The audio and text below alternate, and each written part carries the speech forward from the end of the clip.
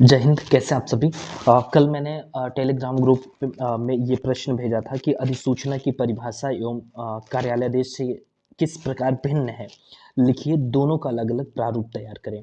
तो कुछ दोस्तों ने लिख करके भी भेजा था, उनकी कॉपी मैंने चेक भी कर दी। वीडियो के बनाने के बाद जस्ट उनको मैं ये कॉपी सेंड भी कर दूंगा। अभी देखिए, जब भी और एक चीज़, इस साइड आप जो कॉपी देख रहे हैं ना, मेरे लेफ्ट साइड, अभी इस कॉपी जो आप लोगों के द्वारा लिख करके भेजी गई है, इसमें क्या कमियां हैं, मैं उस पर प्रॉपर डिस्कशन आप लोगों से कर रहा हूँ। और कितना स्पेस मिलता है पत्र लेखन के लिए, उस पर मैं बात करूंगा। और साथ ही साथ यहाँ पर एक दूसरे इंस्टीट्यूट की कॉपी भी है, ठीक है। वो मैं दिखाऊंगा कि कितना स्पेस मतलब मिलता है और कैसे लिखा जाना चाहिए। उस पर मैं प्रॉपर डिस्कशन अभी आप लोगों से करने वाला हूँ, ठीक है। तो वीडियो में पूरा बने रहिएगा, कुछ सीखना है तो, क्योंकि बहुत कुछ चीज़ें आप सीखेंगे। और आपको पता है कि जो सामान्य हिंदी का पेपर होता है वहाँ पर बहुत अच्छा स्कोर किया जा सकता है थोड़ी सी मेहनत करके, क्योंकि 150 में से आप 120 प्लस स्कोर करते हैं, बहुत बड़ी बात है। जीएस के पेपर में 200 में से 120 के करीब जो अंक हैं वो ले आना पाना बहुत ही मुश्किल का काम हो जाता है। तो यहाँ पर आप थोड़ी सी मेहनत करके छोटे से सिलेबस को कवर करके 120 प्लस स्कोर करते हैं, और आपकी मेरिट में नंबर जुड़ता है और आपकी रैंक को निर्धारित करने में बहुत बड़ी भूमिका निभाता है हिंदी का पेपर और एसए का पेपर। इन सबको आप इग्नोर करते हैं, लेकिन नहीं करना चाहिए। बाद में पछतावा होता है। एक दो अटेम्प्ट आप दे लेंगे, तब आज जाकर एहसास होगा कि हाँ यार, इस पर भी हमें प्रैक्टिस करनी चाहिए, रहते होनी चाहिए थी बीच बीच में। तो यहाँ पर मैं अधिसूचना की परिभाषा, ये जो प्रश्न है, इसका मैं आंसर देखूं तो देखिए, यहाँ पर जो परिभाषा लिखी गई है, शब्द सीमा, मुझे लगती है कि परिभाषा, अधिसूचना को परिभाषित करने के लिए 3 से 4 लाइन बहुत थी। मतलब 3 से 4 लाइन में समझाया जा सकता था कि अधिसूचना क्या होती है। और पहली लाइन अनावश्यक है, क्योंकि अधिसूचना का शाब्दिक अर्थ आधिकारिक सूचना से है। फिर इतना लंबा लिखना, फिर मतलब समझाने के लिए, जैसे मैं दूसरी कॉपी में दिखाऊं आपको, तो देखिए दूसरी कॉपी में मैंने यहाँ पर लिखा है कि अधिसूचना वह आधिकारिक सूचना है जिसे सरकार किसी विषय पर अपने निर्णय, नियम आदि का विधिवत रूप से लागू करने या सार्वजनिक करने हेतु गजट में प्रकाशित करती है। बस इतना बहुत था, ठीक है, इससे ज़्यादा नहीं।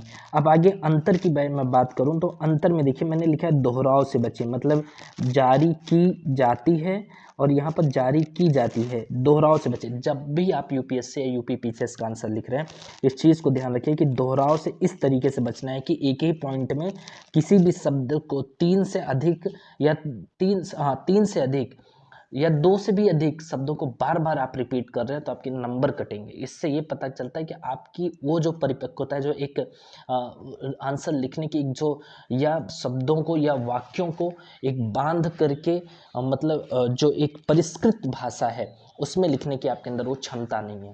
फिर आपके नंबर वहाँ माइनस होते हैं, क्योंकि मैं पिछले 5 से 6 सालों से ये इस लाइन में हूँ, देख रहा हूँ, तो इसलिए मैं जो बता रहा हूँ उसको सीरियस आप लीजिए और ये गलतियाँ करने से बचिए। मतलब जारी की जाती है, ये बार बार लिखने की जरूरत नहीं है। आप लिख सकते थे कि अधिसूचना राष्ट्रपति या राज्यपाल द्वारा एवं या जबकि कार्यालय के शीर्षतम अधिकारी द्वारा जारी किया जाता है। हो गया, इसकी जरूरत ही नहीं थी लिखने की, सीधा इससे ही हो जाता। फिर इसके बाद दूसरे पॉइंट, जैसे अधिसूचना राजपत्र में प्रकाशित की जाती है तथा कार्यालय आदेश कार्यालय के सूचना पट पर चस्पा किया जाता है। अब इसको और संक्षिप्त में लिखना हो तो देखिए, जैसे अधिसूचना गजट में एवं कार्यालय आदेश कार्यालय के सूचना पट पर प्रकाशित होती है या होता है। बस हो गया, शब्द गिन लीजिए, कम दिखेगा आपको। ऐसे ही आप कम करने की कोशिश करिए। जैसे तीसरा देखिए, अधिसूचना का संबंध अलग अलग की जगह लिख दीजिए विभिन्न, मतलब 2 शब्द की जगह 1 शब्द यूज करिए। आंसर में ऐसे ही लिखना होता है। मतलब आप ये जरूर बहुत विस्तार मत करिए, निबंध नहीं लिख रहे हैं आप, एक ऐसा आंसर लिख रहे हैं जहाँ पर आपको स्पेस कम मिलेगा लिखने के लिए, और वहाँ के लिए आपको ऐसे ही बहुत बंधी हुई भाषा का और शब्दों का प्रयोग करना होगा, ठीक है। तो ये अंतर है, बाकी का अंतर आपने सही बताया था। आपने अपना नाम नहीं लिखा है, आप लोग ध्यान दीजिएगा, नाम लिख दिया करिए और इंस्टीट्यूट का नाम भी डाल दिया करिए, जैसे युक्ति IAS अधिसूचना का प्रारूप आपका शानदार है, जिन्होंने बनाया है, जो क्लास कर रहे हैं उन्होंने जैसे मैंने बताया था वैसे ही अपने प्रारूप बनाया है, कार्यालय आदेश का भी और अधिसूचना का भी। अब बात आती है कि यहाँ पर देखें तो 3 पेज में लिखा गया है, ठीक है। जबकि कहा जाता है कि मान लीजिए जो प्रश्न आता है पत्र लेखन से, 2 प्रश्न हर बार पूछे जाते हैं। जैसे ये पहला प्रश्न है, तो इस प्रश्न के लिए सिर्फ एक ही पेज मिला है, फिर दूसरे प्रश्न के लिए दूसरा पेज मिला है, फिर इसके बाद अब दूसरा शुरू हो गया प्रश्न, तो क्या एक ही पेज मिलते हैं?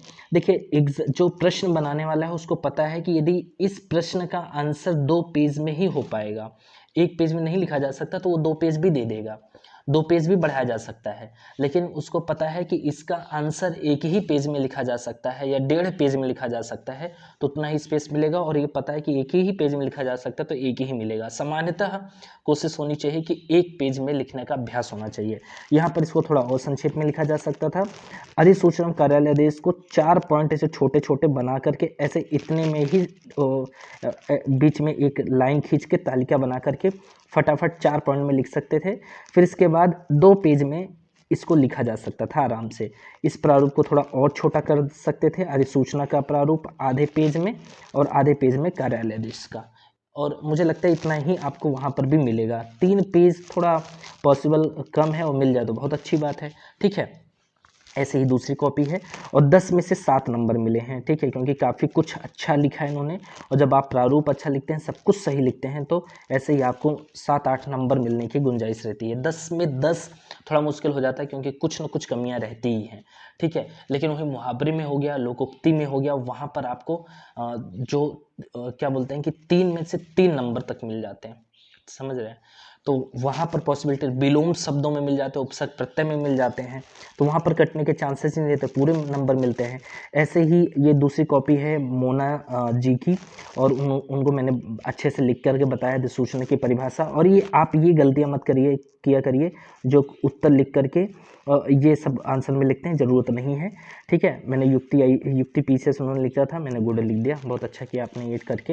अंतर को और स्पष्ट करने की ज़रूरत है। प्रारूप में बहुत सारी गलतियां हैं भी, आप प्रारूप को एक बार अच्छे से देखिए, क्योंकि मैंने अधिसूचना में बताया कुछ शुरू के स्थानों को छोड़ना भी होता है। विषय वस्तु लिखिए, और अधिसूचना में जरूर लिखिए कि अधिसूचना दिनांक इतने से इतने दिनांक तक प्रभावी रहेगी, आज्ञा से, पत्रांक संख्या, ये सब। फिर इसके बाद कार्यालय आदेश में देखें तो ये शीर्षक जरूरत नहीं है लिखने की, कार्यालय आदेश सिर्फ लिखिए। आदेश की सामग्री ऐसे नहीं लिखा जाता, शुरू के कुछ स्थानों को छोड़ करके जो कार्यालय आदेश होता है वह एतद द्वारा सूचित किया जाता है, ऐसे शुरू होता है, तो एतद द्वारा से शुरू करिए, फिर बाद कॉमा लगाइए, बीच में विषय वस्तु ऐसे लिखिए। मैंने अच्छे से समझाया, आप वीडियो को अच्छे से देखिए। फिर पत्रांक संख्या जरूर रखिए, और प्रतिलिपि सूचना से आवश्यक कार्यवाही, यहाँ पर आइए, कार्यवाही हेतु प्रेषित, और ये सब चीज़ें यहाँ नहीं, थोड़ा इधर लिखिए, क्रम से, आज्ञा से, हस्ताक्षर, ऐसे होना चाहिए। अब मैं एक कॉपी को दिखाऊं तो ये देखिए, मैंने ये कॉपी ही चेक की है, और क्योंकि मैं दिखाऊं तो मेरे जैसे आप सभी मालूम है कि सिद्धांत मेरा नाम है, और ये एक मेरे फ्रेंड की कॉपी थी और दोस्त की है। कई सारे इंस्टीट्यूट में उन्होंने टेस्ट दिया था, तो उन्होंने कई सारे इंस्टीट्यूट का भी टेस्ट कॉपी मुझे दिया। मुझे लगा जब मैंने ही चेक किया है तो इसको ही दिखाते हैं, इस पर ही बात करते हैं, ठीक है। तो और ये भी बात है कि आप, मैं जैसे फिर से कह रहा हूँ कि आप मेंस टेस्ट के लिए सोच रहे हैं, यूपी पीसीएस के लिए, तो Drishti IAS test mains test series में बहुत अच्छी है, क्योंकि कॉपियाँ बहुत अच्छे से चेक होती हैं, कंपेयर करेंगे आप किसी और अदर इंस्टीट्यूट से, तो ठीक है। अब मैं बात करूं तो यहाँ पर देखें तो जैसे मैंने बताया ना कि गद्यांश मिलता है, गद्यांश होता है, उसके जो भावार्थ होते हैं उसके लिए इतना स्पेस आपको मिल गया।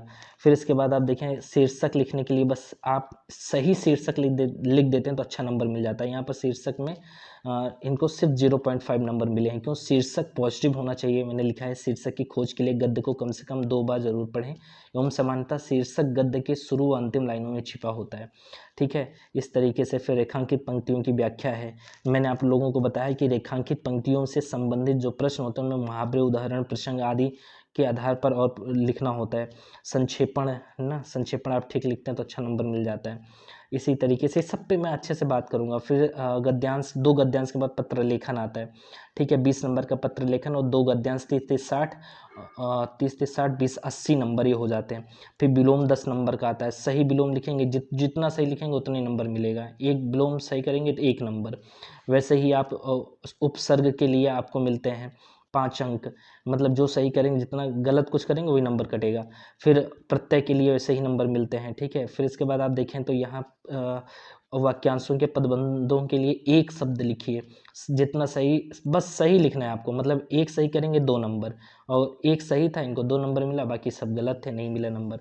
यहाँ पर वाक्यों को शुद्ध करना होता है, शुद्ध करेंगे, एक वाक्य शुद्ध करेंगे, सही करते हैं तो 1 नंबर, यहाँ पर 1 2 में कुछ गलत थे, बाकी और सही थे, 3 नंबर मिल गए।